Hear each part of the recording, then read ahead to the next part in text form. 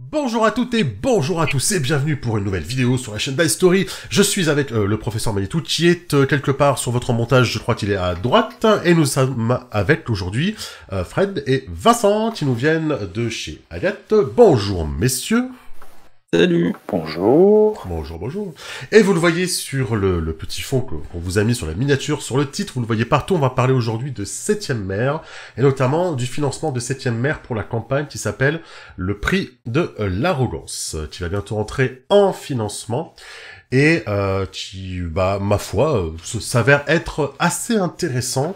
Une campagne pour 7ème mer, du contenu pour 7ème mer, une gamme qui est déjà bien développé, qui a du contenu régulier, et on va pouvoir en discuter ensemble. On va commencer de toute façon par la petite habituelle présentation de nos invités prestigieux. Alors on va commencer par Fred, parce que tu es en bas à gauche et c'est plus facile pour moi par rapport à mon montage. Fred, tu es déjà venu ici, mais tu vas te représenter, parce que je sais que tu adores ça. Oh, oui, au moins. Donc Frédéric Meurin, je travaille notamment chez Agathe, mais chez d'autres éditeurs aussi, faut pas le dire, JDR Édition. Non, mais vas-y. Non, mais voilà, comme beaucoup. J'ai bossé sur Tiny, sur Orest, sur Valérian, et chez Agathe sur Vermine, et sur ce qui nous amène aujourd'hui, à savoir 7ème mer. Je suis coordinateur de gamme chez Agathe, et aussi chargé de communication, entre autres, plus relecteur, rédacteur, multiples casquettes. Oui, obligatoire dans les métiers du jeu de rôle, quoi. Ouais, complètement. Oh oui, nous dit notre deuxième invité. Vincent, je t'en prie, à toi. Montre-nous tes multiples casquettes. Moi, je m'appelle Vincent Lelavechef, je fais partie des membres permanents du studio Agathe, donc des dirigeants du studio. Et voilà, on parlait de multiples casquettes tout de suite. Là, c'est un peu mon cas, c'est-à-dire que moi, je m'occupe un peu du SAV, un peu de la com, un peu de la logistique, et aussi de l'édition, évidemment, puisqu'au sein du studio, je chapeaute un peu tout ce qui est licence, notamment 7ème mer, où là je dirige la gamme, 7ème mer, Vermine, Vampire, Démons, etc. etc. Bon, 7ème mer, ça reste un gros bloc dans ce que je fais, c'est plutôt cool. Et voilà, donc je dirige la gamme et j'ai coécrit le prix de l'arrogance, du coup. Puisqu'il n'y a pas forcément que de la logistique, il y a aussi des trucs sympas à faire quand on bosse. Il reste de la passion quelque part. C'est ça. Oui, il en reste. Il faut bien faire des colis, mais en même temps, c'est pas le truc le plus funky du monde, je ne vous le cache pas. Pour le prix de l'arrogance, ce qu'on a pu voir, c'est qu'il y a plusieurs auteurs qui ont travaillé dessus. Qui sont-ils? Quelles sont-elles? Ces auteurs, on dit auteur en féminin. Autrice. Autrice. Donc il y a Nelliane, moi et Constance Destiny. Donc on est tous les trois membres du studio. Il y a Benoît qui nous a rejoint aussi pour l'aventure, Benoît Tinost, qui nous a rejoint. Ça a été une écriture à plusieurs mains, c'est-à-dire, alors comment est-ce que ça s'est passé concrètement? On a écrit une Bible qui structure toute la campagne ensemble, et ensuite on s'est réparti les grandes parties par personne. Voilà, typiquement, je suis en charge de l'acte 2, donc j'ai écrit l'acte 2 en entier, quand bien même j'ai contribué à penser la campagne sur sa globalité. Moi, concrètement, dans les faits, j'en ai écrit vraiment la deuxième partie.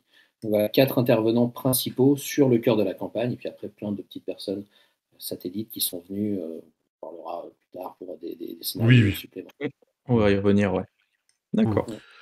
On va y revenir parce qu'effectivement, outre la campagne, le financement va servir à amener d'autres contenus. Et là, je vais me tourner vers l'expert en communication qui est Fred. Est-ce que tu peux nous dire du coup rapidement pour cette introduction, qu'est-ce qu'on finance, quand est-ce qu'on finance, etc. quoi. Alors, le financement va avoir lieu sur Ulule du 26 octobre au 11 novembre, inclus. Ça va permettre de financer le prix de l'arrogance, qui est donc une campagne de 310 pages, qui est totalement écrite, totalement illustrée, totalement mise en page. Donc, on va mettre à disposition le PDF de tout le texte, toutes ces illustrations, donc le PDF qui après partira à l'impression. On va le mettre à disposition dans la semaine du 15 novembre, le temps de régler les petits trucs logistiques, de récupérer les coordonnées des souscripteurs avec Ulule. Le 15 novembre, la campagne peut être sur vos bureaux numériques pour que vous puissiez découvrir ces 310 pages d'aventure et de trépidantes Zépopées. explorations. Zépopées, c'est bien Zépopées. Les épopées. Les épopées avec un Z, bien sûr. Bah oui, Un Z c'est- en forme de 7. Hein. forcément, Comme ça. c'est très KPDP. Ouais. Et en plus de ça, donc on va débloquer des contenus additionnels, plein de bonus. Pour celles et ceux qui n'auraient pas certains livres de la gamme, ils vont pouvoir Oui. compléter leur collection, voire la démarrer complètement. C'est bien. Donc c'est l'occasion de plonger dedans ou de compléter sans aucun problème. Ouais. Oui, parce que du coup, je me permets juste cette parenthèse par curiosité. Le livre de base, par exemple, il me semble qu'il était épuisé. Ça va être une réédition, une réimpression, je veux dire, ou il en reste encore en fait dans les stocks? Non, ça a été une réimpression, le livre de base. Alors, il y a 3 éditions du livre de base. On a le livre de base, alors, ce qu'on appelle nous l'édition standard, qui est l'équivalent de l'édition américaine, la couverture américaine. Il y a une édition Montaigne avec une couverture exclusive à l'édition française et une édition pirate avec une couverture simili-cuir. Et l'édition standard, donc, qui est celle qui est en vente en boutique, était épuisée. Donc, a été épuisée dans le courant de l'année. Et là, elle est, D'accord, va revenir, en fait. D'accord. On l'a fait réimprimer. d'accord, c'est bien ça. Il y a une grosse demande du coup sur 7ème ère, quoi. C'est une dame qui est vivante. Hein. Ouais, c'est une gamme qui est très vivante. Alors, tu vois, là, on en est à. Ça va être le 9e supplément, gros supplément, quoi, le prix de l'arrogance, pour un jeu qui a été financé en 2017 de Oui. mémoire. Oui. Donc, tu vois, en 4 ans, il s'en est passé, il y a eu beaucoup, beaucoup de choses de sortie. C'est un jeu qui a une très belle vie en boutique, une très belle vie en ligne aussi, d'ailleurs. Oui. Et oui, voilà, bah, pour nous, tu vois, enfin, je veux dire, quand on épuise un tirage de livre de base et qu'on est obligé de le réimprimer, c'est-à-dire que oui, c'est officiellement dans notre catalogue un gros best-seller, quoi. Mais bon, après, c'est pas lieu non plus. Si vous allez voir les divers financements qu'il y a eu sur la gamme, oui, ça a été des succès à chaque fois, quoi. Très bien. On va faire justement un petit retour sur cette gamme. Rapidement, hein, c'est vrai que tu l'as un petit peu mentionné, mais c'est pas une campagne qui arrive comme ça après 2017, livre de base, campagne 4 ans plus tard. Il s'est passé plein de choses. Septième Merne a toujours continué d'être à flot, d'être oui, bah c'est bon. Hein. Voilà, il y a régulièrement du contenu sur 7ème mer. Rapidement, si vous l'avez en tête, qu'est-ce qui est proposé depuis ces dernières années, en fait, en termes de suppléments ou de... Vous savez. Alors, Déjà, on est dans un cas de figure un peu particulier où là, quand Société Secrète sera livré, a priori le mois prochain, le public français sera même en avance par rapport au public américain. Les Américains n'ont pas encore le livre Société Secrète, tu vois. Donc on tient quand même plutôt un bon cap là-dessus, donc ça c'est plutôt cool. Et en plus, on a une très bonne relation avec John Wick, avec Chaosium, hein, qui sont les éditeurs américains, qui nous autorisent, en plus de faire juste de la trad, à faire de la création à côté, donc à proposer du contenu original. Donc au-delà des gros suppléments qui sont sortis, il y a des recueils de scénarios originaux de façon française qui ont été édités. Et puis, voilà, à côté de ça, pas mal de matériel, D'aide de jeu. Oui, d'aide de jeu, du contexte. Oui, ça, il y a de tout. Enfin, ça va être alors, les boîtes, toi, les tirages d'art, il y a un côté un peu collection. Mais il y a aussi pas mal de matos, voilà, de jeux directement exploitables, autant alors les dés, mais aussi les decks de cartes, tu vois, les mises qui vont servir. Alors, 7ème mer, c'est quand même un jeu où, quand il joue, il peut y avoir beaucoup de bordel sur la table. C'est très cool, en fait, entre les divers decks qui vont exister, les mises que tu vas utiliser pour le système, les dés, les feuilles de perso, les livrets de personnel. Enfin, voilà, c'est assez génial. Mais aujourd'hui, ouais, on a une intégrale. Les gens qui commandent l'intégrale du jeu et qui la reçoivent, ils reçoivent, je crois, un colis pas loin de 20 kilos de bouquins et de matériel, quoi. Tu vois, c'est assez, Ça commence à faire costaud, ouais. ça commence à faire costaud, ouais. Vous commencez à faire des financements pour des étagères, du coup, 7ème mer, pour qu'on puisse tout ranger quand ça arrive, ou La prochaine étape, c'est un vrai coffre en bois. Oh, et arrête, et tu sais que ce serait cool, n'empêche. Bon, je sais pas comment ce serait possible, mais ce serait cool quand même.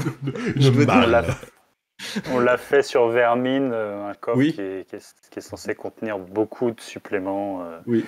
Et si on veut le faire de manière un peu respectueuse, et c'est ce vers quoi tend le studio, respectueuse de l'environnement, de production locale et tout, ça a un coût. Faut pas se mentir, le coût d'un artisan ébéniste, c'est pas donné si on veut des choses de qualité, donc ça oblige des tout petits tirages pour des coûts assez importants.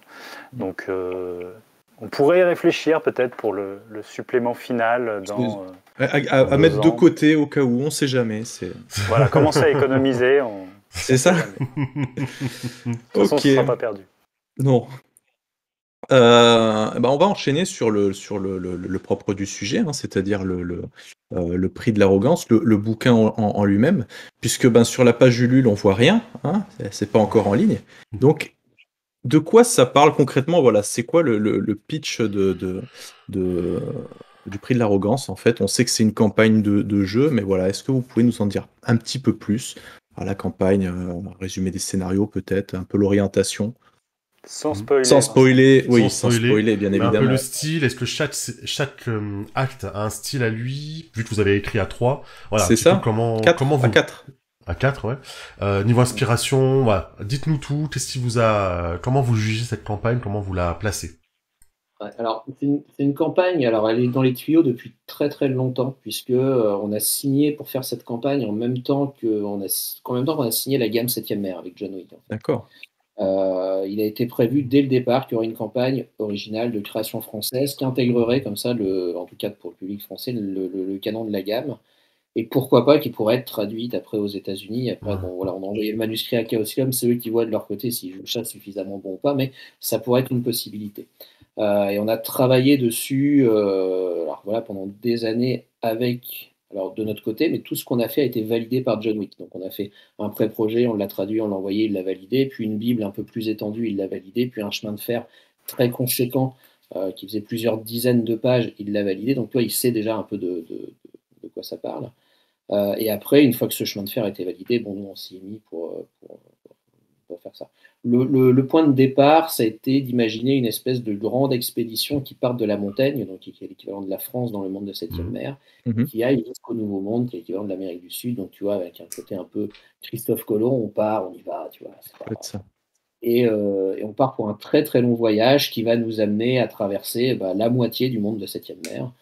Euh, c'était notre cap de départ, c'était ce qu'on avait envie de raconter. Alors après, pourquoi est-ce qu'on fait l'expédition? Eh bien, écoute, la raison est donnée dans le pitch, hein, c'est juste. Le roi, l'empereur de Montaigne est extrêmement jaloux du roi de Castille, donc du pays voisin qui est un peu le pays rival. On raconte qu'on aurait ramené en Castille une relique du Nouveau Monde qui serait incroyablement belle et que tout le monde viendrait la voir, se déplacerait des 4 coins du monde pour voir ça.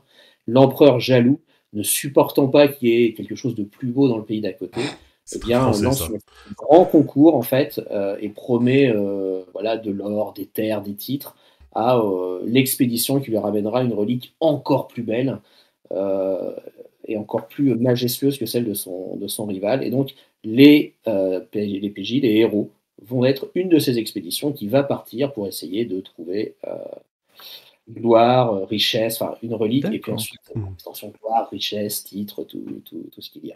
Et c'est une espèce de course contre la montre, c'est-à-dire qu'il y a une espèce de compétition entre plusieurs expéditions, c'est ça?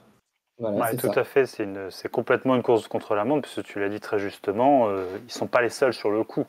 L'empereur lance un appel public pour être sûr d'avoir les meilleurs des meilleurs qui vont se lancer dans cette course au trésor et être sûr qu'il y ait une concurrence, une saine émulation évidemment, et pas du tout des crasses entre les expéditions, oh bah ton navire a coulé, c'est vraiment pas de bol, rien de tout ça, tu vois, fair play, Bien sûr. sportivité évidemment. Donc ouais, évidemment, il y a un côté course contre la montre. Donc il y a tout le départ, Vincent l'a évoqué un peu plus tôt, la campagne est en 3 actes. La première partie se déroule en montagne, c'est le départ, c'est l'organisation des préparatifs, enfin les préparatifs, l'organisation de l'expédition. Après, c'est la traversée, parce que c'est de l'autre côté, hein, le Nouveau Monde, il y a un océan. Donc il y a toute la traversée avec tout ce que vous pouvez imaginer. On ne rentrera pas dans les détails parce que sinon spoilers. Bien sûr. Et puis avec un peu de chance, les héros vont arriver et toucher terre quelque part sur le Nouveau Monde. C'est là qu'ils vont, donc on leur souhaite quand même de ne pas arriver en Dushura. Donc ils arrivent au Nouveau Monde et puis là c'est une terre a priori totalement inconnue. C'était aussi l'un des axes qui intéressait le studio dans cette campagne, c'est d'aller sortir du cadre de la TA qui a été amplement explorée lors de la V1 et dans beaucoup des suppléments, enfin des scénarios officiels qu'on a déjà édités ou adaptés. On avait envie d'emmener les personnages dans des nouveaux horizons, quoi, vers des nouveaux horizons. Donc on a commencé à le faire avec les scénarios originaux qu'on a pu rédiger lors de financements participatifs précédents. On les a emmenés dans la Fédération Samartienne, qui est la nouvelle nation de la V2. On les a emmenés un tout petit peu dans l'Empire du Croissant et un tout petit peu en Ifrit. Là, voilà, on avait envie de les emmener longtemps et de manière un peu durable dans le Nouveau Monde. Et s'ils ont de la chance, peut-être qu'ils pourront. J'espère qu'ils reviendront de toute façon. Donc ouais, voilà, donc la campagne s'articule comme ça autour d'un voyage et d'une expédition. C'est ce qui structure tout. Et voilà, alors après, on va pas les spoiler plus que ça, mais voilà. Ça donne déjà pas mal d'indications. C'est ça, effectivement, ouais. Il y a quoi qui vous a servi d'inspiration, du coup, dans ces écritures-là, quoi. Parce que quand on pense 7ème mer, pirate, partir au Nouveau Monde, je vais pas vous mentir, on pense Pirates des Caraïbes, on pense, je sais pas, Malédiction, l'île au trésor, les trucs comme ça, en fait. C'est vrai. Bah oui, tout ça, ça fait partie des inspirations d'une manière générale pour 7ème mer. Après, c'est vrai qu'on a scindé la campagne en 3 actes, donc écrits par une personne différente à chaque fois qui, je pense, avait ses propres inspirations, mais aussi cette vision assez particulière du jeu, en fait, ce qui fait que même si tout est lié par une seule et même histoire, je pense que chaque partie s'inscrit dans une ambiance assez particulière. Et bon, voilà, Benoît, lui, a plus été chercher des inspirations. En plus, ça se passe en montagne, toi, les Trois Mousquetaires, Alexandre Dumas, cette espèce de cap et épée, voilà, avec un côté humoristique qui peut, à un moment donné, être assez poussé, d'ailleurs, en tout cas assumé, sans être grand guignolesque, si tu veux, mais il y a quand même une part humoristique. Ouais, c'est vrai que de mon côté, dans la partie centrale, j'aime bien les univers un peu dark qui parlent un peu de politique, donc du coup, j'en ai profité aussi pour en parler. C'est-à-dire que voilà, l'expédition arrive de l'autre côté du monde. Qu'est-ce qu'il y a de l'autre côté du monde? Il y a des colonies théânes, donc des colonies européennes. On peut imaginer tout ce qu'il peut y avoir derrière, enfin, même si vous ne connaissez pas l'univers de 7ème mer, qu'est-ce qu'il peut y avoir dans une colonie européenne qu'il y a de l'autre côté de la mer? Vous pouvez vous imaginer que ce n'est pas forcément super génial. Donc les joueurs vont découvrir aussi cet aspect. Puis la troisième partie, alors c'est vraiment le troisième acte, j'en parlerai assez peu parce que du coup on rentrera vraiment dans le spoil, mais il y a aussi une thématique bien particulière et qui là du coup va être vraiment pas mal articulé dans la rencontre de l'autre. C'est-à-dire là vraiment les joueurs vont côtoyer des peuples qui culturellement sont très différents d'eux en fait. Il y a vraiment une volonté de mettre le choc des cultures comme ça au premier rang en fait de ce qu'on va vivre dans cette aventure, et tu vois, et nous on part comme tu vois, des Européens, des Téans, tu vois, un peu pédants qui vont aller à l'autre bout du monde, et puis on va passer par diverses étapes qui vont pas mal remettre en cause la vision qu'on peut avoir du monde, et aussi tu vois, des peuplades, tu vois, qui se présentent un peu comme des gentils sauvages de l'autre côté du monde, qui sont pas du tout des gentils sauvages, et qui ont leur richesse, leur culture et leur autre manière de voir le monde, en fait. Ouais, c'est important ça de retenir que évidemment c'est 7ème mer est inspiré de l'Europe du 15e au 17e siècle. Tout ça contenu et ramassé. Par contre, pour que ce soit jouable et intéressant à tout point de vue, il y a des entorses qui ont été faites avec la réalité historique, et heureusement. Donc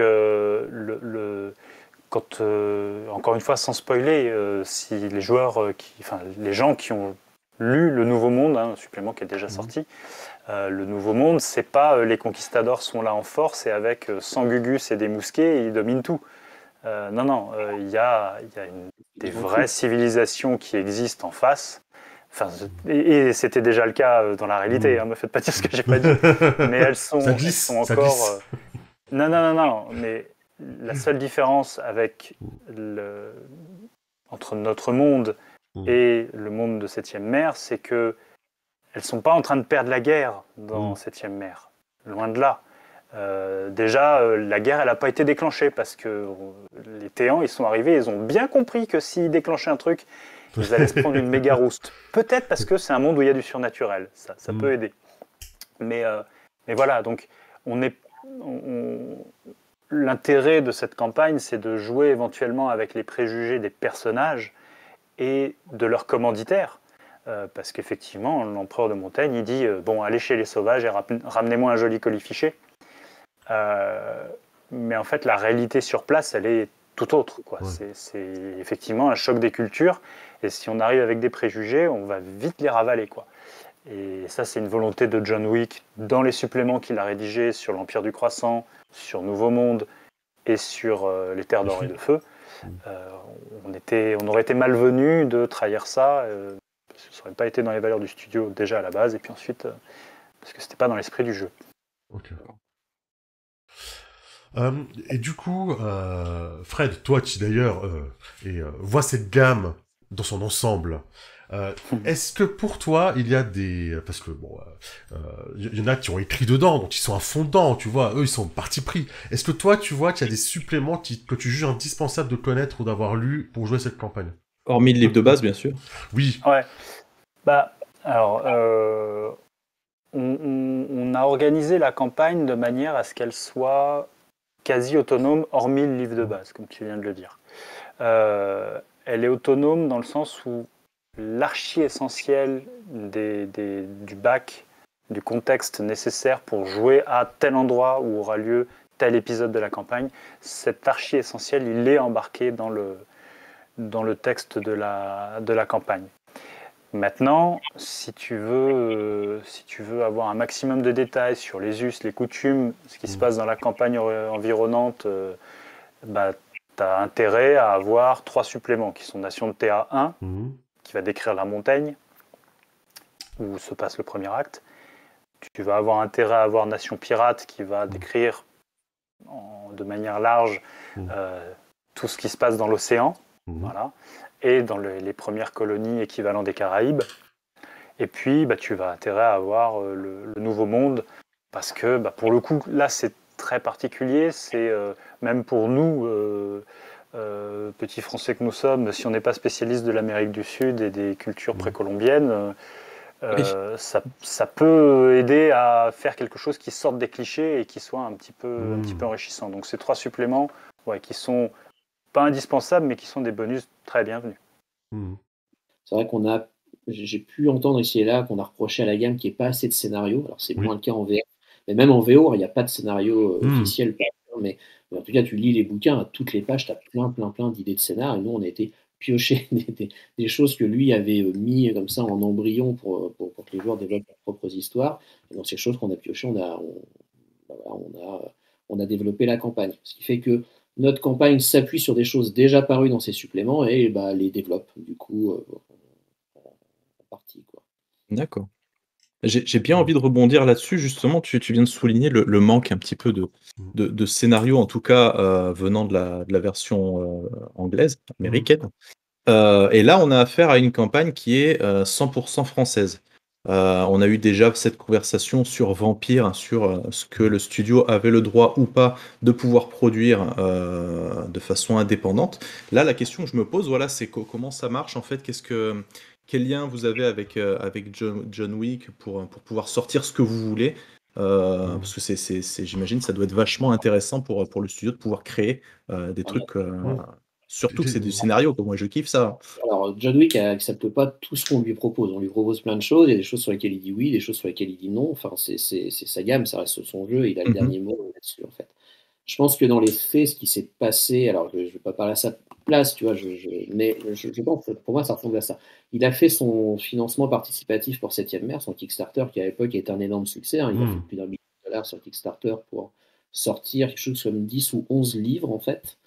Et alors, il existe des scénarios sur Drive-Thru pour 7C, si tu veux, mais à un moment donné, je pense qu'il a dû mettre tout ça de côté pour simplement honorer sa commande de 11 suppléments sur un Kickstarter, ce qui est quand même quelque chose qui est monstrueux à livrer, en fait. Et actuellement, il est toujours dessus, là, John Wick, tu vois, il est en train de finaliser, donc anciennement les colonies, qui va devenir maintenant le pays aux 1000 nations. Après, il y a les Cities of Faith et Wonder. Et je pense une fois qu'il aura fini ça, il va pouvoir se mettre à faire des scénarios.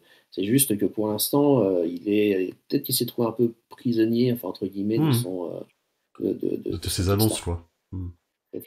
Et le truc, c'est que ces scénarios qui sont sortis en version originale, nous on lui a demandé l'autorisation de les publier en français, et John Wick n'a pas voulu. C'est-à-dire il estime que pour une bonne part, ces scénarios ne sont pas publiables dans l'état et qu'il faut les retravailler. Les deux seuls qui nous autorisent à faire, c'est Le Château et Pleurer petits enfants, qui est le premier recueil de scénarios qu'on a sorti. Et pour lui, tous les autres, ils doivent être retravaillés, et il les retravaillera, écoute, je pense, quand il aura le temps de les retravailler. En attendant, nous, à chaque fois, ce qu'on a fait, c'est qu'on lui a demandé l'autorisation de faire des scénarios français. À chaque fois, on lui a envoyé les pitchs. On lui a dit est-ce qu'on peut? Il nous a dit ok, il n'y a pas de souci. Donc on a écrit les scénarios à partir de là.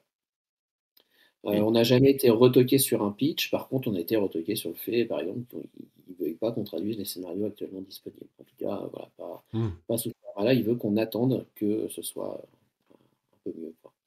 Mais voilà. Et donc, oui, effectivement, pour nous, on nous a beaucoup fait cette demande. Donc c'est vrai que les premiers scénarios sortis, c'était avec le 300, enfin c'était au moment du premier financement participatif, quoi. Et alors après, ce qu'il faut se dire, c'est qu'un point de vue éditorial, il faut bien comprendre que traduire un bouquin ou écrire un bouquin, c'est quand même pas du tout la même chose en termes de temps. Et écrire des scénarios, quand bien même c'est adapter les scénarios de la V1 à la V2, ce qu'on a fait pour beaucoup, ça prend quand même énormément de temps. Donc du coup, voilà, on les a sortis petit à petit au fil de l'eau, tu vois, par petits fascicules, pour que les gens puissent choisir aussi où ils veulent jouer, dans quel pays, dans quel contexte. Je pense qu'aujourd'hui, on arrive à 7, 8, 9 fascicules, donc on a quasiment 18 scénarios possibles. Il y en a au moins un dans chaque pays de l'ATA, il y en a, comme je disais tout à l'heure, sur certains autres continents. Donc je pense qu'il y a ces petites aventures individuelles que Fred avait liées par un fil rouge d'ailleurs avec la couronne de Casimir, qui était une première petite campagne, une première campagne pour 7e mer. Et là, c'est vrai que du coup, maintenant, le prix de l'arrogance propose quelque chose d'un peu plus massif, entre guillemets, et qui est pensé là, du coup, pour être une campagne, quoi. C'est-à-dire, autant, tu vois, le prix de l'arrogance, le prix de l'arrogance, pardon, la couronne de Casimir, ça peut être une suite de scénars où tu peux intercaler pas mal de tes propres scénars pendant. Autant le prix de l'arrogance, comme on le disait, c'est une course contre la montre. Il y a des aventures intercalaires qui peuvent s'ajouter dedans, mais c'est quand même assez difficile d'en dévier, quoi, si tu veux. Enfin, une fois que tu es parti de la montagne vers le Nouveau Monde, c'est un peu compliqué de dire bon allez, on va aller faire une aventure en Usura maintenant. On va s'arrêter à la Boca sur le chemin et Voilà, c'est ça. Il y a quelques étapes qui sont possibles, quelques escales qui sont possibles. Mais effectivement, elles vont être très cadrées et on va les proposer nous-mêmes pour faciliter le travail des meneurs et des meneuses. Si j'ai bien compris, vous aviez un rail vraiment défini et après chacun avait droit d'utiliser son style ou ses inspirations, ses univers dans sa propre partie, quoi, finalement. C'est ça. C'était le but aussi. Enfin, c'est pas juste d'avoir des rédacteurs. C'est-à-dire, tu vois, moi j'ai demandé c'est Benoît Tinost, par exemple, qui écrit le premier acte. Benoît, il écrit beaucoup de scénarios pour la première édition. C'est dommage d'aller le voir, tu vois, de le cadrer pour juste qu'il fasse un travail de pige. Enfin, tu vois, autant le laisser déployer son style et son univers derrière, quoi. Donc, effectivement, la Bible a cadré tout ça, et ça, on ne pouvait pas en dévier, parce que c'était validé par John Wick. Donc, ça, c'était notre cadre. Et puis, à partir de là, oui, le style et l'ambiance pouvaient être différentes. Et moi, j'ai pas vu de souci, en tout cas sur la cohérence de la campagne, à ce que chaque auteur puisse développer sa tonalité, son ambiance, son univers. Donc ça restait, tu vois, dans l'ambiance 7e mer et dans le cadre de la Bible. Donc effectivement, en même temps, au cinéma, ça peut fonctionner comme ça. Tu vois, une trilogie avec 3 films qui ont 3 ambiances un peu différentes, mais qui finalement racontent une histoire. Et à la lecture, ça choque pas, hein, le changement de différence de style. Non, ça choque pas. Il y a des ambiances qui sont très différentes, mais forcément, tu vas pas avoir la même ambiance quand tu es dans les quartiers malfamés de Charousse et quand tu te retrouves sur le pont d'un navire. Forcément, c'est pas les mêmes ambiances, donc ça passe sans aucun souci, ça. C'était une volonté éditoriale d'avoir vraiment ce type d'ambiance, histoire que l'histoire se renouvelle, ou c'est un bonus qui est venu après sur l'écriture, en fait, ces différentes ambiances? Non, c'est toujours une volonté du studio. C'est toujours une volonté du studio, si tu veux, de laisser les auteurs mettre leurs pattes sur les scénarios qu'ils écrivent pour nous, en fait. Alors, dans le cadre de Septième Mer ou autre, en fait, tu vois, mais je sais pas, quand on demande à Batro d'écrire un scénario pour Démon, par exemple, il a toute liberté pour cadrer son. Enfin, tu vois, pour que le Hmm. scénario porte son style, en fait. Il peut pas s'éloigner ou contredire ce qu'il y a dans le bouquin, mais par contre, le scénario, il en est maître, en fait. Et c'est vrai que quand on va chercher des auteurs comme ça qui sont connus et qui ont une patte, c'est certainement pas pour les brimer, en fait. Oui. C'est vraiment pour le. Hmm. Et je trouve ça intéressant en plus, moi, d'avoir des gens très différents qui vont écrire dessus et qui vont apporter quelque part ce qui est leur vision du jeu. Alors, Septième Mer s'y prête bien. Enfin, je veux dire, Septième Mer, je trouve que c'est un univers tellement riche que tu peux avoir plusieurs visions qui cohabitent tout en ayant une cohérence globale. Donc, Hmm. non, ça, c'était une volonté de notre part et d'une manière générale, sur tous les projets sur lesquels on travaille, c'est aussi notre guide, quoi. Hmm. C'est vrai que le 7e mer, c'est tellement riche que ce serait dommage de cadrer une campagne sur un seul style, en fait. Parce que on Ouais. s'escarterait de trop de choses. Et Ouais, on est allé tellement loin dans cette direction-là qu'en fait, en plus des 3 ambiances inhérentes à chaque acte, la campagne bénéficie de 3 parcours différents. C'est-à-dire que, en accord avec les joueurs et les joueuses, on va aborder le prix de l'arrogance de 3 manières différentes possibles. Alors qui a priori ne changera pas une fois que tu es parti sur un parcours. A priori, tu n'en changeras pas. Il y a un parcours qui est plus orienté surnaturel, un parcours qui est plus orienté sur les découvertes, l'exploration, la science, voilà, plus le côté siècle des Lumières. Et puis un troisième parcours qui, lui, est plus sur le côté cher à Vincent, puisque c'est crasse, coup de poignard, un côté très gritty, qui est un peu moins, qui est un peu moins habituel dans Septième Mer, mais qui fonctionne très bien, parce que les empoisonnements, les choix dramatiques, les gens qui tombent de falaise, oui, c'est accidentel. Non, voilà, non mais voilà, le côté très très gritty.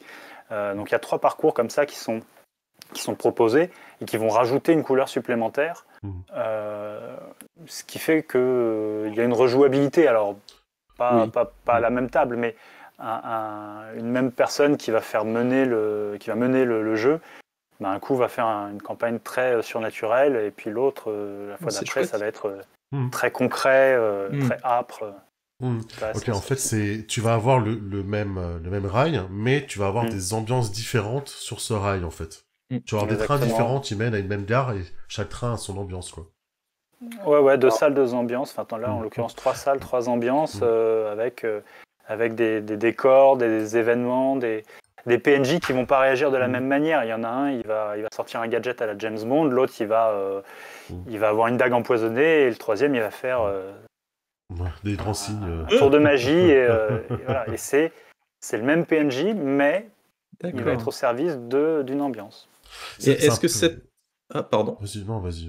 Est-ce que du coup, quand en tant que maître ou maîtresse de jeu, quand on va lancer la campagne, est-ce qu'on peut sauter de l'un à l'autre? Commencer genre surnaturel, plutôt switcher après vers la découverte et finir par exemple en gritty? Ou est-ce que c'est plus une orientation qu'on choisit dès le début pour avoir une continuité, un semblant de logique? C'est plus une orientation que tu choisis dès le début, normalement. Ouais. C'est ce qui donne aussi toute la cohérence à ta campagne. Quand bien même, si tu sautais de l'un à l'autre, oui, ça fonctionnerait de toute façon, tu vois. En surnaturel, enfin, tu as du surnaturel de toute façon dans les 3 parcours. Si tu veux, tu en as juste un peu plus dans un, quoi. Si tu veux, tu as du scientifique dans les 3 parcours, il y en a juste un où c'est vraiment axé là-dessus. Si tu sautes de l'un à l'autre, je pense que tu vas perdre une espèce de cohérence en termes d'ambiance. Mais tu vas ça restera quand même cohérent avec D'accord. Ça va changer un peu les compétences des PNJ, choses comme ça, quoi, en fait, en face de vous. Les compétences, les profils. Il y a certaines scènes qui sont uniquement pour certains parcours en. Ah, c'est bien ça. Ok. Voilà, c'est un peu que tu vois, comme dans un jeu vidéo où en fait où il y a des embranchements, oui. Franchement, tu n'arrives que dans. Donc effectivement, pour le meneur de jeu, je pense que tu peux le faire jouer 3 fois de 3 manières très différentes, avec 3 tables de jeu. Par contre, en tant que joueur, ça n'a pas cette rejouabilité. Donc une fois que tu l'as fait, comme c'est une expédition, à moins que tu aimes toujours rejouer la même chose. Bon là. C'est pour tous les goûts. Oui, c'est ça. Qui sommes-nous pour juger? Je ne juge pas. Et du coup, alors, je sais, mais comment va-t-on faire pour reconnaître ces 3 parcours dans le livre? Alors c'est par un principe de symbole en fait. Alors on n'invente rien, c'était déjà le cas dans Dragon. Dans Tu Dragon, oui, vois, oui, c'est C'est le ça. principe. Oui. symbole par rapport au type d'univers. Bah là c'est pareil, il y a 3 symboles qui existent avec Mm. donc le symbole un pour chacun des parcours. Et donc tu vas avoir, alors avant les scènes, quand tu as le symbole voilà, du parcours des manigances, qui est le parcours un peu plus dark, bah, tu sais que cette scène elle est uniquement pour ce parcours-là, quoi. Mm. D'accord. Voilà, quand tu as les caractères de ce PNJ, tu vas avoir des petites différences, mais à chaque fois ça va être toujours identifié par cette C'est un petit petite. picto. Mm. C'est bien. Ouais. C'est vachement bien ça. Est-ce que vous avez eu le droit d'inventer des secrets sur le monde que on n'a pas encore dans des suppléments, par exemple, que du coup vous avez eu le droit de révéler dans cette campagne?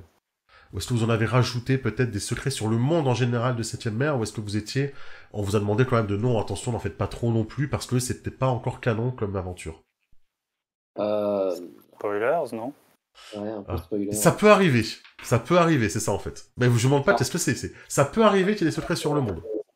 Par rapport aux secrets qui existent déjà dans les suppléments, alors je ne vais pas dire lesquels, mais sur certains, on a une voie qui permet aux joueurs de les découvrir en fait. Ok. Ah, En spoilant, par exemple, quel est le secret de la septième mer? Eh bien, tu as une voie qui te permet de découvrir ce que c'est la septième mer. C'est laquelle de voix quelle voix doivent choisir les gens pour le savoir? c'est ça. La voix, c'est marqué la voix septième mer. Ah, ok. Ah, Donc, les il y a un gens pictogramme, suivaient la non voix Septième Mer. Il y a un petit pictogramme. Mais attention, hein, c'est quelque chose qui est déjà dans Nouveau Oui. Monde. D'accord. C'est Ouais, juste, on donne la possibilité en jeu pour De les joueurs de découvrir le truc. Parce que leur dire dans un bouquin, tiens, vous êtes dans une bibliothèque, vous apprenez ce que c'est, ça n'a aucun intérêt. Là, ils vont pouvoir le découvrir et l'appréhender. Et... Voilà. Et non, ça va peut-être pas bien se passer. l'assimiler et... Ok, très bien. par rapport au secret, un petit peu. Ok. Il y a pas de, Ça non, marche. on n'a pas écrit de gros secrets majeurs sur l'univers, mais il y a un petit aspect qu'on a pu développer comme ça qui pourrait être découvert aussi. Hmm. Donc, Et, on a vu du coup que le prix de l'arrogance, il y avait plusieurs façons de le mener, hein, donc avec des thématiques un petit peu différentes, des chemins un petit peu différents. Et qui dit chemin dit escale. Et donc il paraît qu'il y a un recueil qui s'appelle comme ça. Hein, on raccroche bien hein. Les bateaux.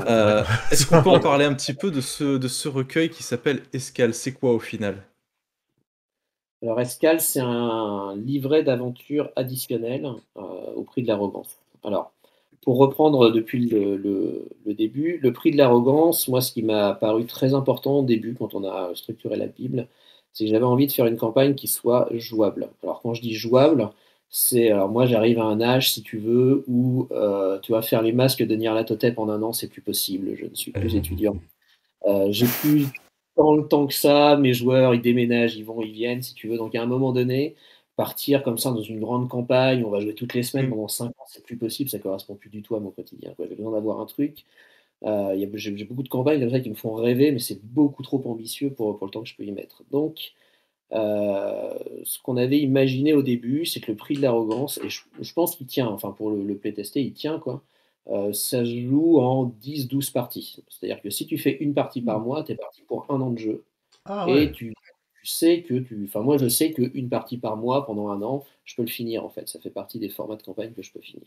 Maintenant, il y a peut-être des gens, tu vois, tout le monde n'a pas 40 ans comme moi, tu vois, avec des contraintes familiales. Il y a peut-être des gens qui peuvent jouer plus souvent, de manière, tu vois, beaucoup plus régulière, partir pour plus longtemps. Et donc, on a imaginé une espèce de format Director's Cut dans lequel tu pourrais insérer des aventures supplémentaires pour un peu prolonger le plaisir de jeu et faire que voilà, de ces 10-12 séances de base, bah, tu vas pouvoir jouer 20, 25, 30 séances, tu vois, en incluant dedans D'accord. les histoires de perso, tout ça. Et ça c'est dans Escale en fait qu'on a mis tout ça, c'est-à-dire Escale va proposer des aventures supplémentaires à intercaler à divers endroits de la campagne qui vont permettre de prolonger le plaisir de jeu. Elles ne sont pas obligatoires. Voilà, on peut alors soit toutes les intégrer ou intégrer uniquement celles qui nous plaisent, si on veut. Euh, et, euh, et voilà. Et ça va être D'accord. proposé en plus pendant le financement. Donc à la base, il y a 2 grosses aventures optionnelles. Et ensuite, par palier, on va débloquer de nouveaux scénarios qui vont permettre qui vont s'intercaler comme ça dans la campagne, qui ont leur place, tout ça. Voilà. Fred, ici présent, a notamment écrit un prologue alternatif, donc ce prologue alternatif qui va être un des premiers à être débloqué d'ailleurs dans la campagne. Ça permet de jouer. Alors là, actuellement, il y a un prologue dans la campagne qui est assez court et assez fonctionnel, et après, hop, c'est parti. Et là, ça va être un prologue beaucoup plus long, beaucoup plus cadré, qui va permettre vraiment de bien réunir et souder l'équipe de joueurs au D'accord. départ. Et donc, Plusieurs c'est un truc facettes. qui va être débloqué au fur et à mesure du financement Ouais. selon son succès. Hein. Parce qu'on a pu voir qu'il y avait visiblement pas mal d'auteurs en Et plus d'autrices, et d'autrices. Écoute, on a demandé. Alors, dans les 2 scénars de base, il y a un scénar de Benoît Tinost, donc qui était un scénar qu'il avait écrit pour la première partie, qui était dans la première partie au départ. Donc, la première partie, si tu veux, au tout départ, donc l'auteur se lance dans l'écriture, il a quand même un signage, donc une quantité maximum de texte qui peut nous rendre, puisque l'idée à la fin, c'est pas que tu as un supplément de 800 pages, quoi. Il faut quand même que ça reste un peu éditable. Utilisable. Et donc, du coup, il a juste développé cette aventure. Mais du coup, comme il n'avait pas assez de signes, elle était un peu ramassée, c'était un peu rapide, il y avait des facilités dedans, enfin des facilités scénaristiques qui étaient un peu gênantes. Et donc, on a dit à Benoît, écoute, on va le sortir, et puis du coup, comme ça, tu vas avoir beaucoup plus de signes, tu vas pouvoir en écrire une aventure bien plus complète. Et ça a été le premier jet à Escale, donc quelque chose qu'on a sorti du canon original, mais qui était dedans au départ pour mieux le développer. Et puis après, du coup, on a demandé à plein de gens avec qui on collabore régulièrement, de nous écrire. Et pareil, à chaque fois, quelle est votre vision de 7e ère? Écrivez quelque chose qui correspond à votre vision de 7e ère, à la manière dont vous aimez jouer. Mettez aussi votre identité, montrez-nous ce que ça peut être. Donc, le deuxième gros scénario, par exemple, d'Escale, c'est Samuel Tarapaki qui l'a écrit. Samuel Tarapaki, c'est un des auteurs. Alors, il a écrit pour l'Appel de Cthulhu, la campagne des 1000 supplices. Il a écrit beaucoup pour Earth Expedition, beaucoup de choses pulp. Il nous a écrit une aventure. C'est effectivement très pulp. Mais ça se marie quand même bien dans l'ambiance 7e ère, je trouve. Et du coup, on a un auteur qui est venu avec son univers, qui développe quelque chose en cohérence, mais qui porte vraiment sa patte et sa signature. Et du coup, c'est plutôt cool, quoi. Donc il y a des gens, alors comme Fred, qui a déjà collaboré sur la gamme 7e ère. On a Arthur, qui est un des traducteurs de 7e ère, qui du coup sort de la pure traduction pour essayer d'écrire, enfin nous a écrit une histoire originale. Et puis, voilà. Qui va être très bien. Oui, c'est vrai qu'on a l'habitude de son travail pour les traductions qui sont toujours très bien. Mais c'est vrai que je serais curieux de voir ça, Arthur Cambolio. Arthur, on joue un scénario de lui en ce moment, tu sais. Donc, oui, je sais bien. mais c'est pas écrit, tu la joues. Tu vois pas en fait comment c'est. Tu vois ce que je veux dire? Ouais. C'est intéressant aussi. Simon Gabillo, de Night. Simon Gabillo. C'est quand même quelque chose. Grosse campagne qui est juste là d'ailleurs. C'est ça. Donc, ouais. Fred Morin, voilà. Et il y a aussi Justine Niogré. Niogré, ouais. Moi, j'ai découvert ses textes sur Gods, je crois, si je dis pas de bêtises. Sur Vermine, c'est par ailleurs un petit peu une romancière aussi, avec Chien du Haume et Mordre le Bouclier. Fait des traductions. Enfin voilà, c'est quelqu'un de très prolifique et puis aussi avec un univers très particulier, quoi. Alors j'espère que ce sera moins gritty ce qu'elle va faire pour 7e ère que ce qu'elle fait pour l'habitude que pour Vermine, parce que va falloir s'accrocher. Mais il n'y aura pas d'espérance non plus sur 7e ère, il n'y aura pas besoin. Voilà, c'est le moment où le bateau coule, je pense. Faire ce scénario. Les autres scénarios, ils sont jouables de façon one-shot ou ils sont vraiment trop liés à la campagne pour qu'on puisse... Non, ils sont vraiment trop liés. Non, ce serait dommage même celui... oui et non, parce que même celui que j'ai écrit, il sert à mettre en place le groupe et à mettre en place les relations entre le groupe et certains PNJ. Je n'en dirai pas plus. Bien sûr. Pour que dans la suite de la campagne, que ces gens s'engueulent ou se tiennent les coudes, de manière très forte. Donc, c'est à la rigueur, le mien, oui, pourquoi pas, il peut être joué tout seul comme ça, parce que, bon, voilà. Mais il aura toute sa saveur dans le cadre de la campagne. Et les suivants, là, pour le coup, ils vont faire appel à des PNJ qu'on retrouve par ailleurs. Donc, c'est important que ça soit dans la continuité, quoi. Et en D'accord, plus, ok. ils apportent des choses à la campagne. C'est-à-dire que Ouais. c'est pas juste des scénarios qu'on intercale et qui Non, servent à rien, entre guillemets, ils les intercalent et en plus, ça va apporter quelque chose, si tu veux. Tu vois, C'est ça, c'est pas juste pour rallonger la campagne, il y a vraiment un truc quand même pour Ouais, l'améliorer. Enfin, l'améliorer, c'est pas le terme, mais. non, non, pour chaque scénario, il y a un truc en plus qui fait qu'il va s'intégrer dans la campagne. D'accord. Euh, Il y a voilà, vraiment enfin, un instant T, genre partie 3, étape 1, avant vous pouvez faire tel scénar. Et c'est à ce c'est moment-là ça. et pas à un autre moment. je pense que si tu Oui, joues bien sûr. tout, à mon avis, tu peux pas forcément savoir ce qui était de l'ordre de ce qui était dans Escale, de ce qui est dans le prix de l'arrogance, en fait. Tu vois, là, D'accord. sont vraiment imbriqués, quoi. Mais C'est voilà, enfin, l'idée du scénario de Fred, pourquoi faire une autre intro? C'est parce on va partir en voyage pendant des mois sur les mers avec les mêmes personnes. Donc, effectivement, faire un scénario d'intro où tu développes certains liens avec certains PNJ, euh, voilà, Ça avait l'air c'est bien. intéressant en termes de On est roleplay. vraiment dans une logique entre le prix de l'arrogance et Escale. Le terme de version cinéma et director's cut, c'est vraiment ça. Le Seigneur des Anneaux, quand il est sorti en salle, c'était 3 films de 2 heures. Quand ils sont arrivés en DVD version longue chez nous, c'était chez tout le monde, quoi. C'était 11 heures de film. Euh, donc il y a eu des scènes rajoutées. Et quand on regarde ces films-là, On donc c'est voit un pas. exemple parmi d'autres. On ne sait plus ce qui était dans la version cinéma et de ce qui n'y était pas. Et on ne sait pas même comment on a pu voir ces films sans avoir ces versions longues. Là, c'est vraiment l'idée, quoi. C'est de produire la même continuité et qu'il n'y ait pas tu vois, qu'il n'y ait pas une différence d'éclairage. Tiens, regardez, c'est le bonus qui a été mal fini. Non, ça s'intègre complètement, quoi. D'accord. Est-ce qu'il y a des événements qui sont prévus pendant cette campagne, des trucs un peu à la Vermine, parce que c'était intéressant, hein, les petits challenges photos et C'était tout. très très bien. Ouais. J'ai même participé, c'est pour dire. Ouais, c'est pour vous dire à quel point c'était bien. Est-ce que vous c'était avez toi. prévu... Moi. C'est le mec qui spammait, c'était lui. Est-ce que, du coup, vous avez prévu des trucs déjà? Ou est-ce que, voilà, vous y réfléchissez encore? Ou il y aura pas le temps, c'est pas le moment? Vous en êtes où, là, actuellement, autour de ça? Autour du financement? C'est toi, c'est moi. Allez, vas-y. Ouais, on a C'est tous les prévu deux? Ouais, c'est tous les deux. On a prévu effectivement de faire de l'animation sur les. Enfin, on a prévu que la communauté fasse de l'animation sur les réseaux sociaux. Mhm. Sur Vermine, effectivement, on avait lancé les défis totems Mhm. où les fans du projet pouvaient voter pour leur totem favori et obtenir des petites récompenses durant le financement participatif.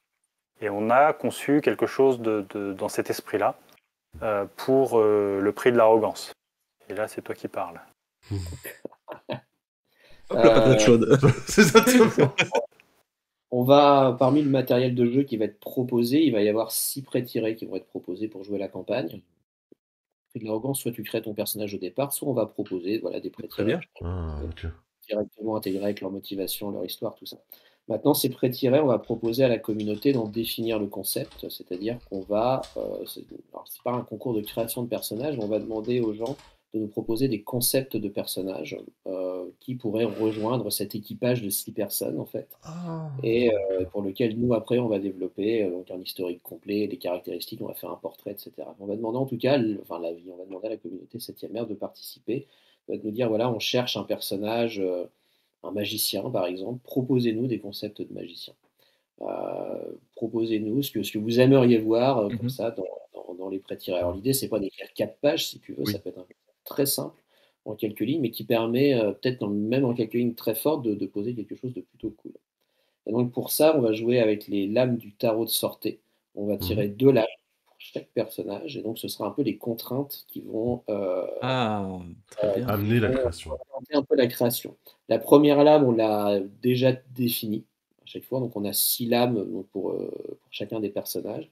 Et la deuxième qui va donner une contrainte un peu en termes d'histoire et de concept, on va la tirer au hasard, en fait, puisque tous les 2 jours, on va tirer cette lame et dire voilà, ce personnage qui a la lame le magicien, et bien à côté, hop, on mélange, il aura la lame, la roue, donc on vous dira à quoi ça correspond, cette lame-là, et puis ça donnera la contrainte de création.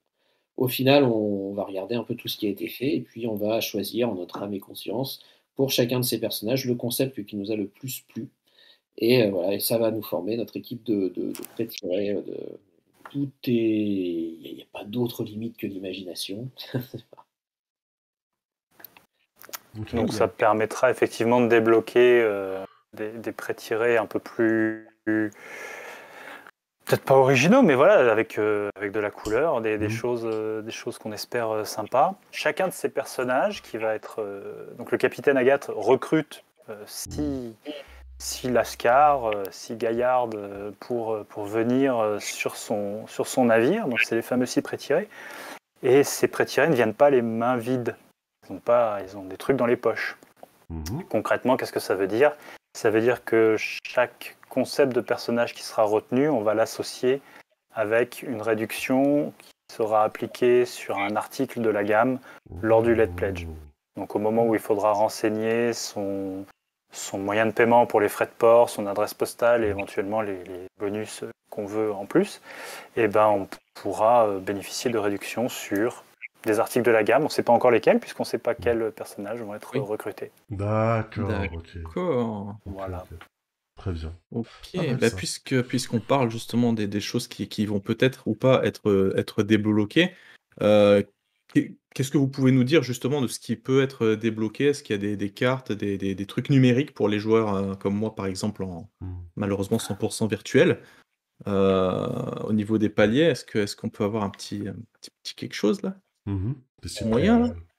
Ouais, alors après, tous les paliers vont débloquer de toute façon du contenu pour le jeu. Alors soit des escales, des scénarios qui vont... Il va y avoir d'autres choses, on va débloquer des nouveaux plans aussi, ou des personnages pour des rencontres. C'est-à-dire, encore une fois, c'est une expédition. Donc, le but, c'est que ce soit un peu vivant. Oui, Par que ça exemple, fasse voyage. ça va être de débloquer 10 archétypes de marins. Donc tu arrives sur ton bateau. Alors effectivement, tu peux toujours créer tous les marins de ton bateau, mais bon, sinon on peut aussi vous aider et vous donner 6 archétypes de marins que vous allez pouvoir faire vivre au cours de ces mois. Les PNJ ou que... Ça, c'est très bien, ouais. Ouais, c'est bien ça. Ça va être intégré à Escale, mais ça va être intégré aussi en numérique, de toute façon. C'est-à-dire à minima, de toute façon, il y a un pack numérique, et donc tout ce qui est débloqué est débloqué aussi au format numérique pour tout ce qu'on va proposer est au format numérique. Mais si tu veux, alors, à quoi va ressembler en fait le prix de l'arrogance qu'on va proposer au-delà du seul livre? Alors tu vois, moi je me suis fait un peu plaisir, tu vois, j'ai essayé de m'imaginer ce que pouvait être, tu vois, le matériel idéal comme ça pour une campagne, tu vois. Donc évidemment, j'ai quelqu'un qui a l'idée, tu vois, ce que j'ai proposé, tu vois, j'avais commencé à partir, on pourrait faire des pièces, Aslan, tout ça. Donc, des pièces spéciales. Je vais quand même rendre hommage à la campagne qui m'a quand même inspiré en termes de matos, parce que je trouve que c'est une des meilleures campagnes parues ces dernières années. C'est Pax Elfica chez les 12 singes, qui, alors, j'ai trouvé ça absolument génial. Et je trouvais que le matériel de jeu qui était fourni avec Pax Elfica était hyper utile et hyper pratique, en fait. Donc je me suis pas mal inspiré de ça.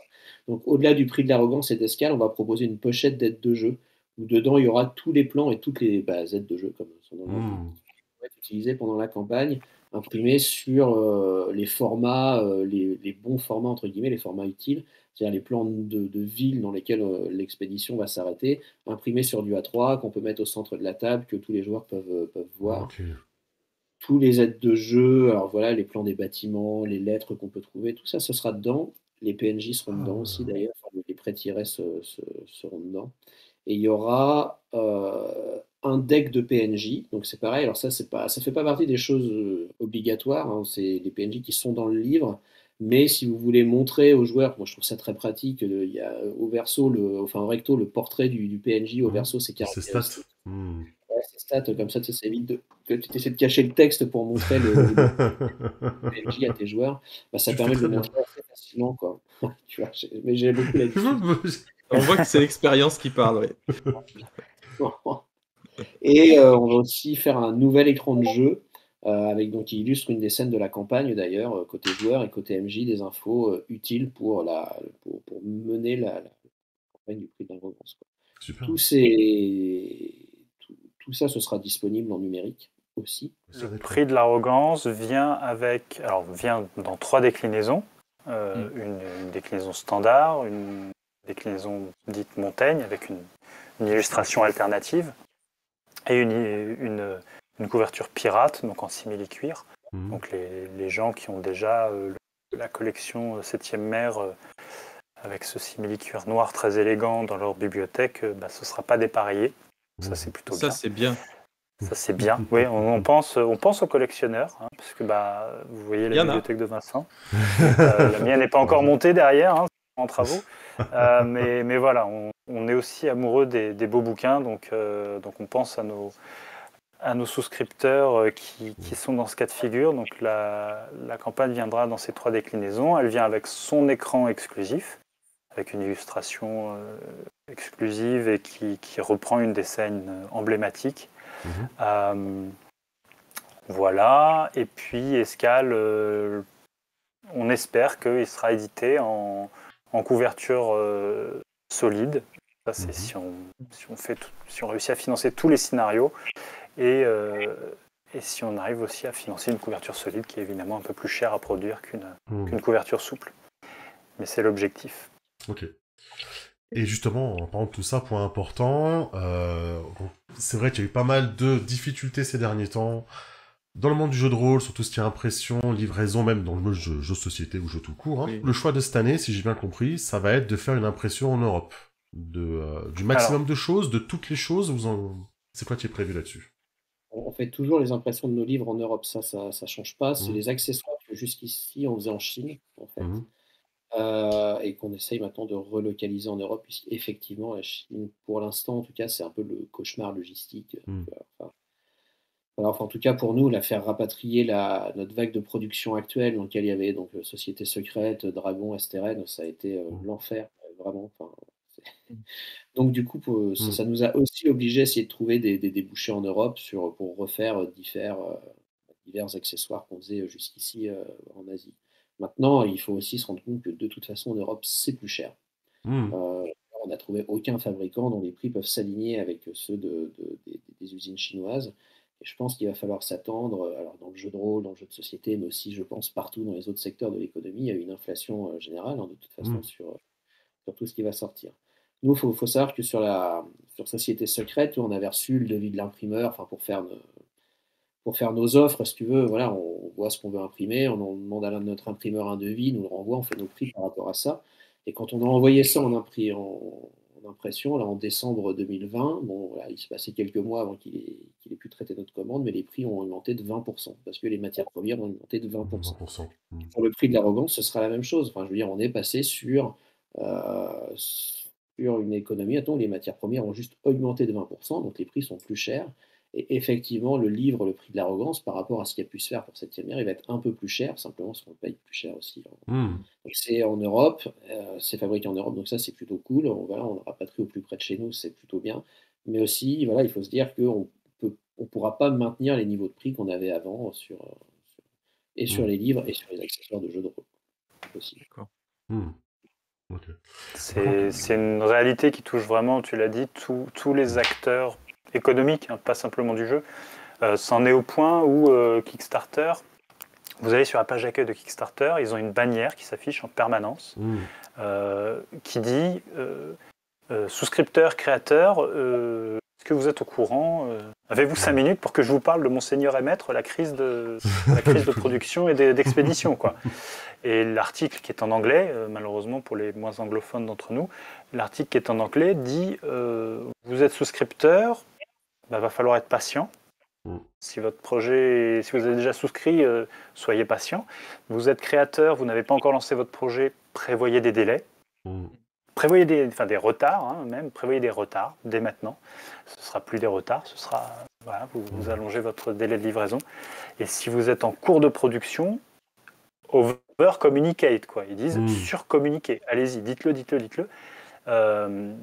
On surveille un petit peu ce qui se passe dans les acteurs autour de nous, les collègues. Et tout le monde est en train de dire si on était en Chine, c'est la galère, mais c'est une galère sans nom et on en a été victime. Et si vous êtes en Europe, de toute façon, il y a une hausse des prix. L'exemple le plus frappant que j'ai trouvé aujourd'hui, c'est le fameux jeu de plateau Frosthaven, la très grosse boîte plus la boîte de bonus. Leur Kickstarter a été un tel succès que pour tout rapatrier de Chine vers leurs entrepôts aux États-Unis, pour tout rapatrier, ils ont besoin de 150 containers. Voilà, donc regardez la tête de Vincent. Il imagine, il est en train de faire la multiplication dans sa tête. 150 containers, ça chiffre en millions aujourd'hui. un container, c'était 5 000 $ avant la crise. Là, maintenant, on est autour de 20-25 et c'est en train encore de monter. Donc 150, ils n'avaient forcément pas prévu ça. Donc je ne sais pas comment ils vont faire, les pauvres. Nous, on n'en avait que 4 et on a déjà bien galéré. Donc voilà, tout ça pour dire, ces contraintes-là nous ont décidé enfin à essayer de rapatrier le maximum de choses au plus près. Les livres, les écrans étaient déjà faits en Europe. On va essayer de généraliser ça. On est même en train de réfléchir à imprimer des choses directement en Amérique du Nord pour les livraisons en Amérique du Nord, quoi. Parce que quand tu dois transporter des trucs d'Europe vers l'Amérique, là aussi tu peux avoir des galères, quoi. Ouais, et tu continues même à avoir des. Enfin, là, actuellement en Europe, tu as la crise du papier, là, qui va bientôt arriver, qui fait que. Fred disait tout à l'heure, toi, le 15 novembre, les gens ont le prix de l'arrogance dans leur boîte mail en PDF. Et je pense que sur Ulule, je vais marquer, à mon avis, en mai-juin la livraison. Parce que ça se trouve, tu vois, au moment où on va envoyer les PDF à l'impression, il n'y aura peut-être pas de papier, quoi, si tu veux. Donc là, on est en train de subir toutes les conséquences post-Covid, en fait, de l'arrêt de la production, qui fait que c'est plus cher. Il y a des crises, enfin, les matières premières sont plus rares, plus chères, et tout est désorganisé, en fait. Donc, c'est vrai que pour nous, qui à la base sommes quand même plutôt des créateurs de jeux, quoi. Si tu vois, la production, la logistique, c'est pas non plus à la base notre métier, on apprend. Et là, on a beaucoup appris dans la douleur ces derniers mois. Voilà, on sent bien qu'on est, je sais pas si on est au plus fort de la crise, en tout cas, si on en est qu'au début, ça craint pas mal pour la suite. Non, mais il faut que les gens soient patients et surtout compréhensifs, surtout que comme vous l'avez dit, ça touche pas que le jeu de rôle. À titre personnel, j'ai une commande en attente depuis plus de 5 mois sur un produit en acier pour 2 personnes. Et c'est pareil, l'acier, pour l'avoir, on m'avait donné des délais cet été. Et tous les mois, quand j'ai mon fournisseur au téléphone, il me dit je suis désolé, j'ai toujours pas été livré, c'est bloqué, machin. Et le pauvre, il peut pas aller le chercher, hein, il peut pas se dépêcher, faire plus vite. Il est soumis à ces contraintes comme tous les autres, sans parler de la hausse de prix dans tous les secteurs d'activité. Donc voilà, c'est vrai qu'il faut rappeler aux gens qu'il y a des soucis, que c'est indépendant des volontés de tous les acteurs. Et que je pense que tout le monde essaie de faire au mieux parce que la volonté d'Agathe, je pense pas que ce soit de se tirer une balle dans le pied, à moins que ça ait changé. Mais a priori, non. Le fouet, non. Le fouet. Mais même, tu peux frapper les gens, ça ira pas plus vite. Non, mais t'as juste le plaisir.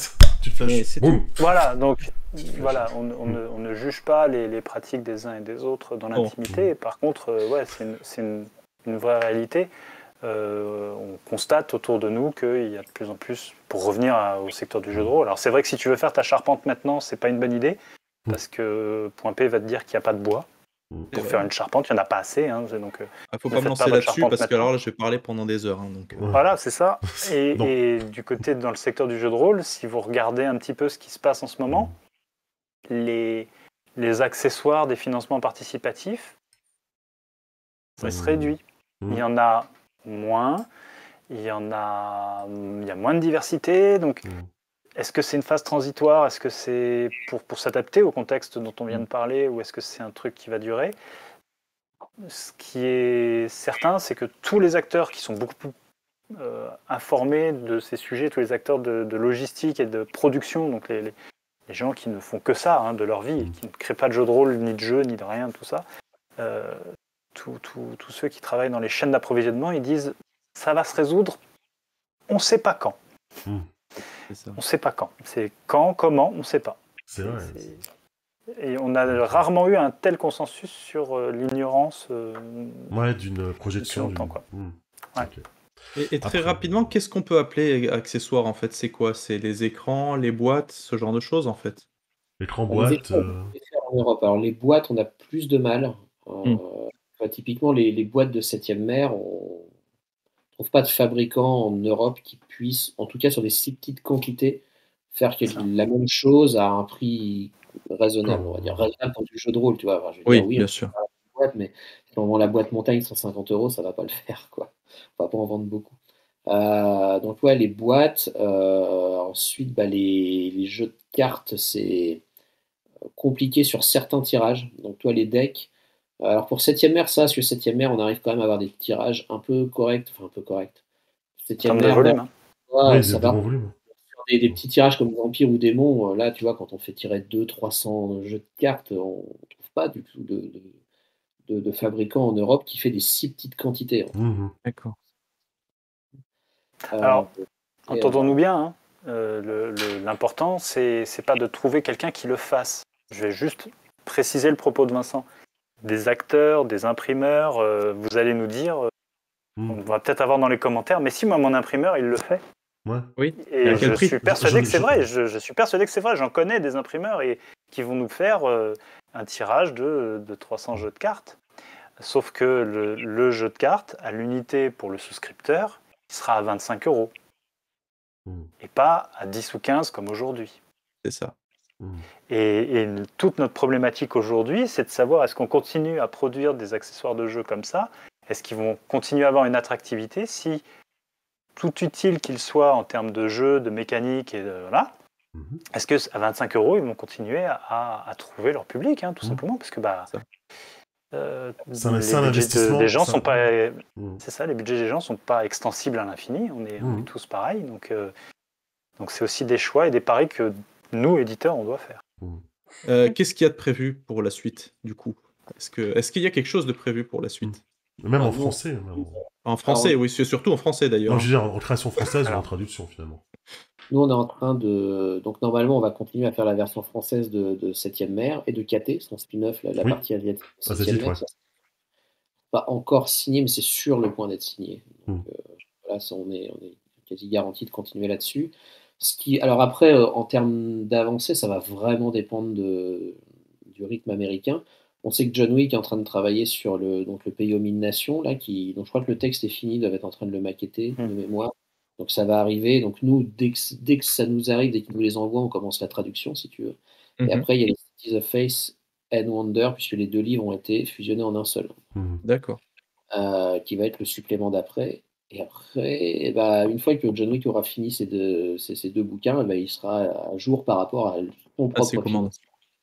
Et du coup, on ne sait pas du tout ce qu'il va nous faire pour la suite. Là, c'est pour la grande Septième mer, on ne sait pas. Pour Katai, donc Kitai en VO, il y a le livre de base qui vient d'être proposé en version quasi finale aux souscripteurs, il y a un petit mois maintenant, qui a été proposé aux souscripteurs américains.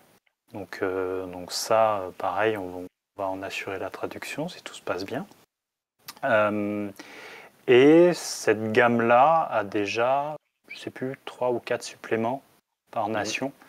Donc il y aura là aussi une gamme à développer.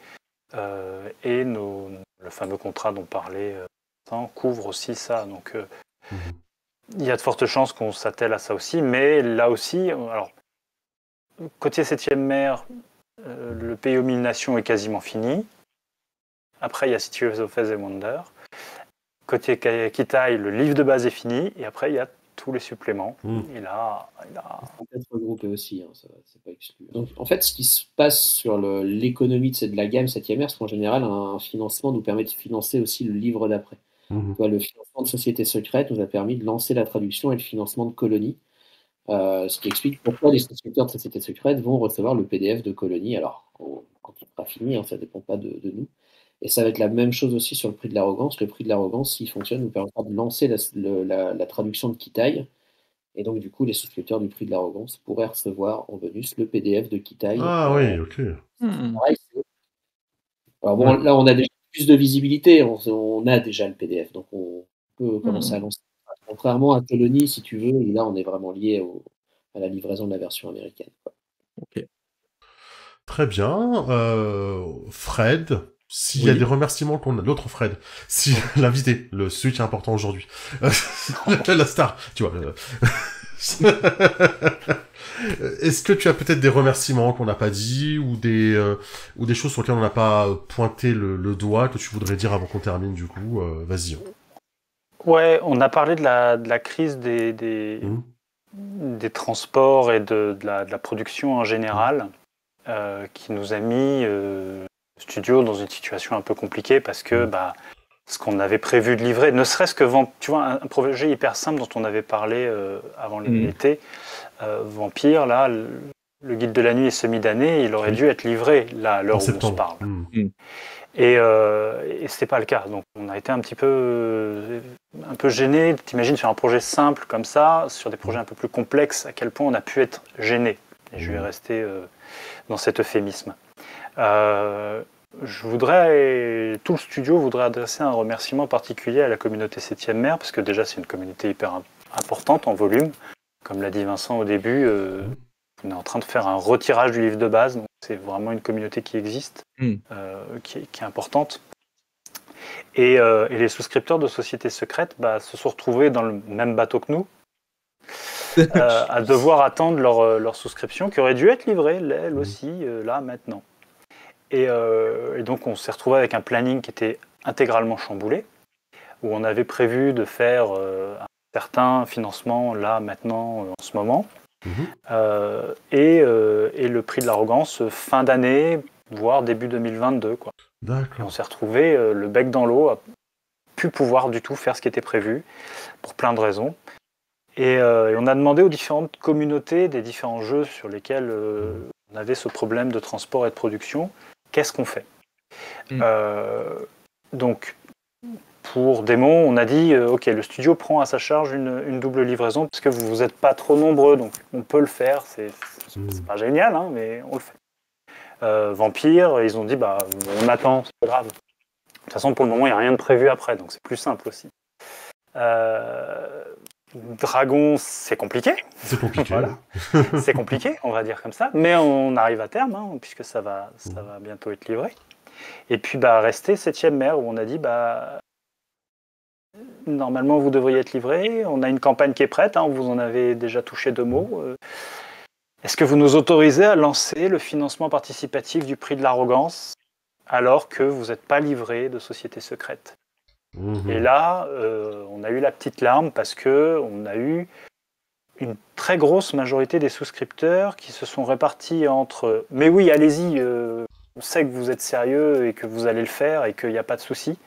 Donc, faites le prix de l'arrogance. » Et l'autre pôle, c'était « non, mais faites comme vous voulez pour que le studio puisse vivre sa vie et avancer et qu'on continue à avoir cette gamme. » Donc, cette longue histoire, ce long état des lieux pour dire un gros merci à la communauté 7e mer qui nous autorise à lancer un nouveau projet sur 7e mer alors qu'ils n'ont pas reçu les contreparties physiques de la précédente souscription, ce qui devrait plus tarder. On croise les doigts et normalement, on le dit ou ça porte malheur. Bon, ça devrait arriver prochainement, vraiment. On n'en dira pas plus pour pas attirer le mauvais œil. Mais voilà, gros merci à la communauté 7e mer qui nous permet d'assurer la bonne santé du studio parce que, comme on l'a dit, le prix de l'arrogance, ça a été beaucoup d'investissement, du travail d'auteur, du travail d'illustration, de maquette, qui a dû être rémunéré auprès des gens qui ont bossé. Et donc, c'était important de pouvoir lancer le financement pour que ça se concrétise et que le studio ne soit pas avec un trop gros trou dans sa poche. Donc gros big up à la communauté. Du coup, je trouve que c'est bien qu'en France on ait des suppléments avant les Américains parce que la communauté française est géniale. Voilà, je tenais à le dire. Eh ben bien, super. Chauvin. Ouais, un petit peu. Bon, vu que la campagne elle commence avec le roi empereur, je pense qu'on peut être chauvin sur cette vidéo-là. Donc bon. Il faut, sinon on finit pas bien. C'est ça. Vincent, à ton tour, si jamais il y a quelqu'un qu'on n'a pas mentionné peut-être dans la discussion qu'on doit pointer, ou un truc sur la campagne ou sur le financement que tu voulais mettre en avant, vas-y, si on oublie quelque chose. De passer après, tu vois, après les remerciements. Ouais, c'est ça. Merci. Tout pareil. Je vais regarder cette vidéo, mais tu vois, je pourrais quand même remercier John Wick puis toute l'équipe de Chaosium, parce que ça reste quand même un plaisir de bosser avec eux, et un plaisir, tu vois, de pouvoir être force de proposition, de leur dire on aimerait bien faire ça, tu vois, et d'avoir en face du répondant. Faites-vous plaisir, enfin tu vois, et c'est vrai que pour avoir des relations un peu plus austères avec, tu vois, alors notamment toi Vampire, alors c'est pas austère au sens avec les gens, ça passe bien, mais on n'a pas le droit de faire de créa, donc du coup, toi, il y a un côté vraiment frustrant dedans. C'est vrai que c'est une mère, tu vois, on peut vraiment enfin tu vois, moi quand j'imagine à quoi peut ressembler la gamme, ce qu'on peut imaginer pour le prix de l'arrogance à côté de Société Secrète, tu vois, je peux vraiment me faire plaisir, tu vois. Je suis à la base un gros fan de 7e mer et franchement, à diriger la gamme, mais c'est un plaisir. Enfin, tu vois, je me fais plaisir à moi. C'est plus du travail, du coup. Ouais, bah, Il doit bosser avec moi quand même. Hein. Ah ouais, donc bon. Mais du coup, voilà, un ayant droit en face, tu vois, et qui ont dit voilà, j'aimerais bien faire un deck de manœuvre, tu vois, une belle boîte pour tout ranger, et qui dit allez, vas-y, c'est pas vraiment très très cool, quoi, tu vois. Enfin, ça en est même. Bonjour, je voudrais coloriser les illustrations de votre supplément dont les illustrations sont en noir et blanc, quoi. Ok, faites-le. Mais c'est vrai que Merci, c'est un point quoi. que j'ai pas pensé, mais à la base, les illustrations des traductions, elles sont déjà faites en fait, alors que là, du coup, va falloir avoir des illustrations qui sortent de C'est nulle ça. part. J'y ai pas pensé du tout, c'est vrai, effectivement. Elles sont faites, elles ont été faites, et effectivement, il y a tout un boulot de traducteur. Là. D'habitude, la couverture standard, c'est la couverture américaine, Oui. là, la couverture standard, c'est une production originale aussi. C'est ça, ouais, exact. Il y a 90 illustrations dans le bouquin de mémoire, 90 ou 100. Et les illustrations ont commencé en même temps que le texte. Tu vois, à partir du chemin de fer qu'on avait fait, on a pu commencer à commenter les trucs. Exact. Ouais, j'ai pas pensé. Ouais, c'est un vrai gros boulot, les illustrations en plus. Tu vois, là, c'est où je me suis rendu compte que vraiment, enfin, tu vois, traduire un livre, c'est-à-dire reprendre la même maquette et mêmes illustrations et juste mettre du texte français, ça n'a rien à voir avec le fait de le créer en entier, tu vois. Quand bien même, pour 7e ère, la charte graphique existe, quand tu dois tout prendre de zéro, c'est un taf, c'est un taf très important, quoi. Mais c'est cool, hein. C'est vraiment cool. Au Ben final, ouais. tu vois, quand tu vois le truc arriver, les premiers PDF, tout ça, les trucs. Bah nous aussi, tu sais, quand on voit les premiers PDF arriver, on est content, hein. Aussi, ça. Ça nous fait pareil, hein. C'est rare. C'est ça. C'est pas au même moment, mais c'est cool quand même. C'est ça. Ok. Bah voilà. Merci en tout cas. Hein. Voilà, merci de votre temps, merci d'être venu nous parler de tout ça. Bon, il y aura toutes les infos en description, bien évidemment. Bien sûr. Vous allez regarder ça. Et puis, bah, merci à tous ceux qui ont regardé jusqu'à la fin et toutes celles qui ont regardé jusqu'à la fin. Hein. Si vous avez des questions, n'hésitez pas en dessous. Ouais. Hein, Dites-nous en commentaire hein, et tout le monde répondra, bien sûr. Ouais. C'est vrai. C'est ça. Merci beaucoup. Ciao tout le monde.